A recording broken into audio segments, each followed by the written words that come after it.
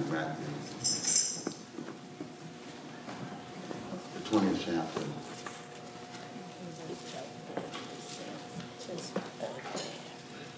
Begin verse 20.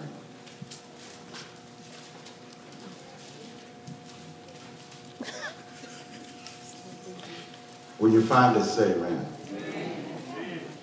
Then came to him the mother of the sons of Zebedee with her son, worshiping him, and asking a certain thing of him. And he said unto her, What wouldest thou? She said unto him, Command that these my sons, command these my two sons, shall sit one on the right hand and one on the left hand in thy kingdom. But Jesus answered and said, You know not what ye ask. Are ye able to drink the cup which I am about to drink? They said unto him, We are able. He said unto them, My cup indeed ye shall drink, but to sit on my right hand and on my left hand is not mine to give, but it is for them for whom it hath been prepared for of my Father. I want to talk briefly from the subject this morning, just briefly. I'm not preaching at the brothers. I just want to speak a little bit this morning. I want to talk about a mother's love. I'm not going to preach this. A mother's love. In contemplating and deciding what the Lord would have to say, I thought, think about so many things that mothers are. Mothers are teachers. Yeah. Mothers mostly are disciplinarians.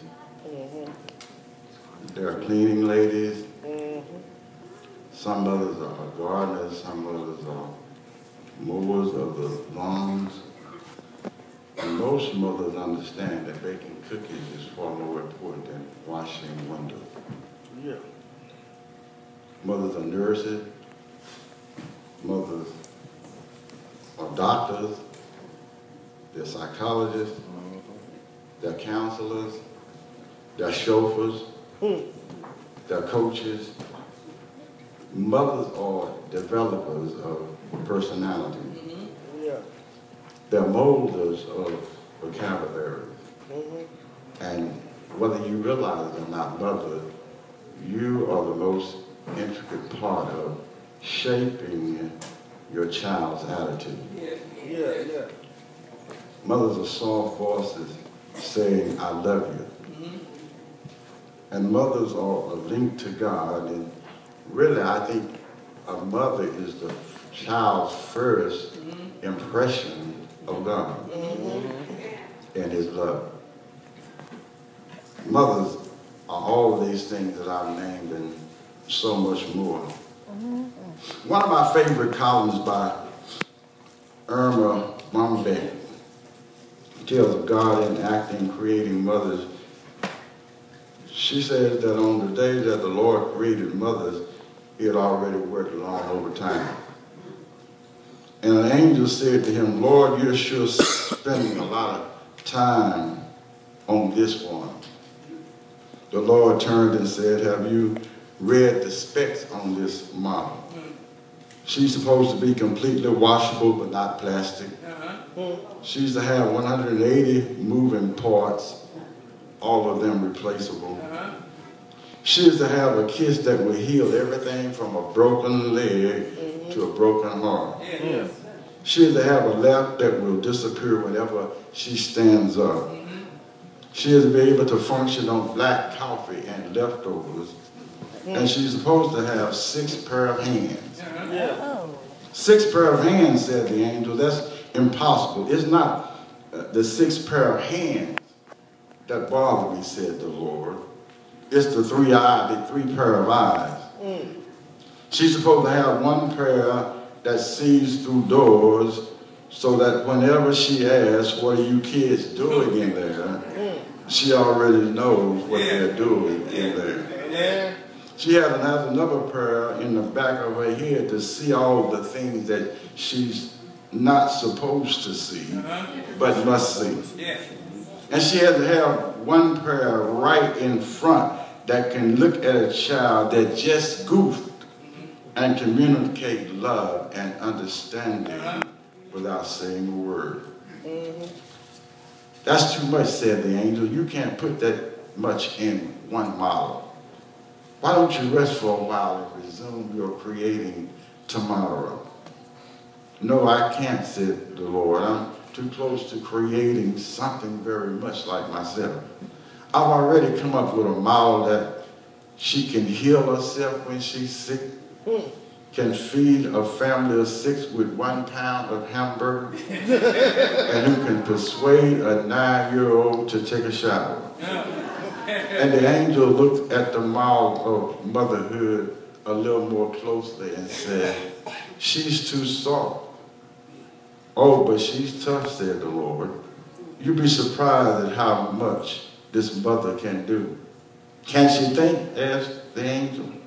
Not only can she think, said the Lord, but she can reason, she can compromise, and she certainly can persuade. Yeah. Then the angel reached over and touched her cheek. This one has a leak. He said, I told you that you couldn't put that much in one model. That's not a leak, said the Lord. That's a tear. Yeah. What's a tear for? Asked the angel.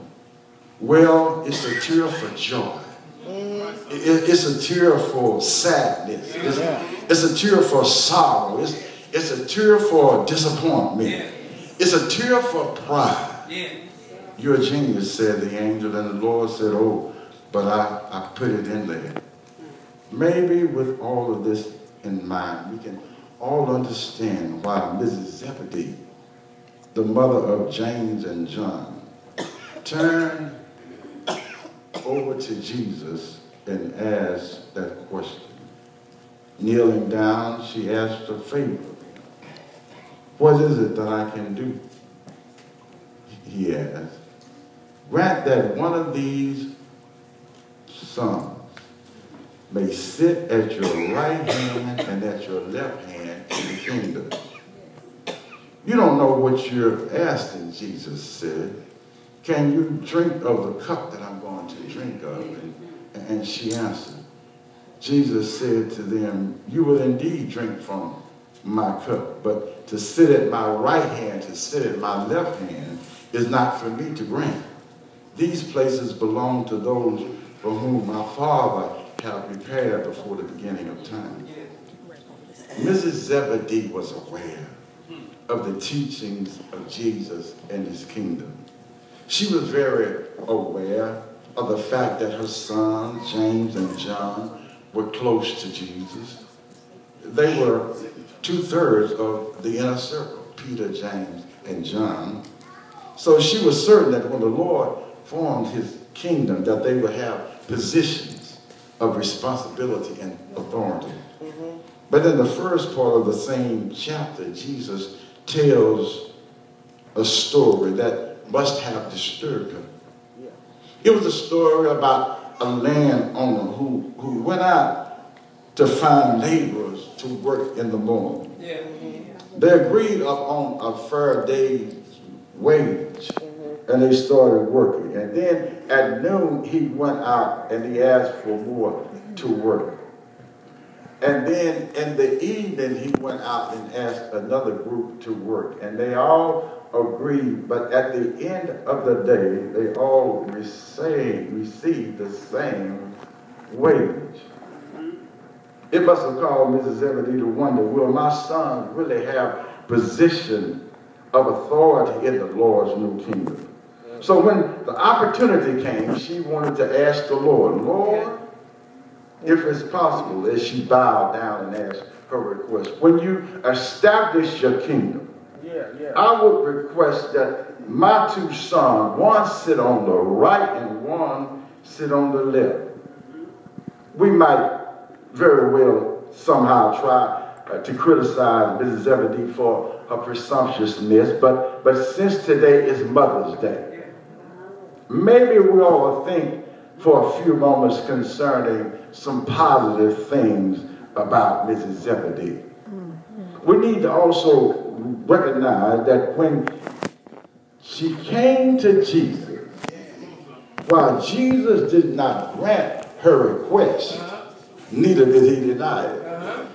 He simply reminded her of the cost of being seated on the right or the left, and told her that it is the Father who determines who will be seated there. She prayed that her sons might be a part of the kingdom.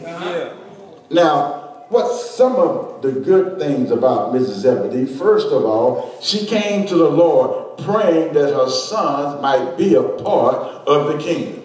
I can't think of no more greater task of a mother than to seek God and to ask God, Lord, whatever you do, make sure that my children are part of your kingdom. You see, I know that many mothers pray, but you see, I found out that sometimes mothers pray out of necessity.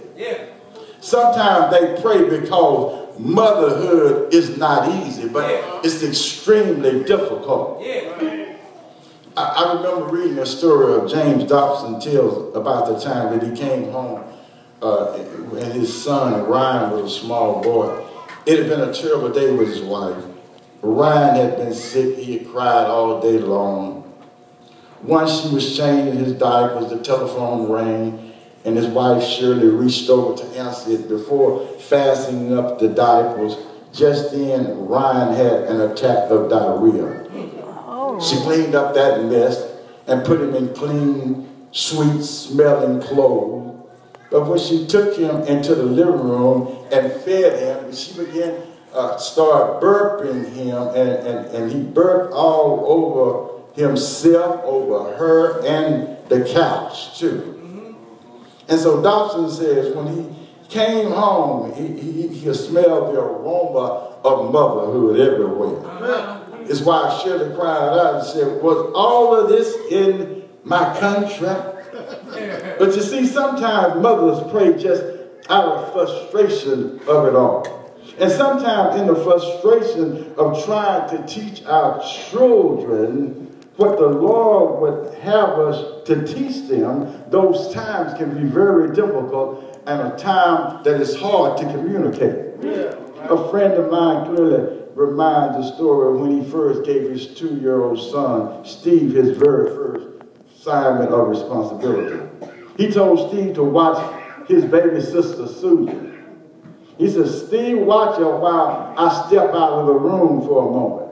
He'd been gone only for a few moments, only when he heard a thump. And he heard Susan start crying. He ran into the room and said, Steve, what did you do? I told you to watch your sister Susan. He said, I did. I watched her when she cried. I watched her when she fought. And when she started crying, I was still watching her. I did what you told me to do. You told me to watch her. That's the way it is sometimes, my friend. Being a parent is not always easy. Sometimes it's filled with joy. Sometimes it makes you so happy. You're so proud of your children that you could, your buttons on your shirt could just pop off. And then sometimes, mother, you don't have enough handkerchiefs to dry up all the tears in their eyes. Because, you know, I found out that many times, the same child that used to have on your lap, as they get older and start maturing, they'll move off your lap and they'll get on your heart. But let me tell you, a mother is a mother that'll stick there through the thick and through the thin. No matter what the child might do, you might not like it, but you can still say, Lord, have mercy on my child. And let me tell you, no matter if everybody turns their back on your child, you as a mother ought to be able to stand up and call on the Lord and say, Lord, I've been trying to teach him the way that you taught me to teach him. You told me that if I would train a child in the way that he should go, when he is old, he shall not depart from it. I believe that. And I want to tell some mother, you got to claim that now, because that child might be acting a little irrational. That child might be acting a little messed up. But if you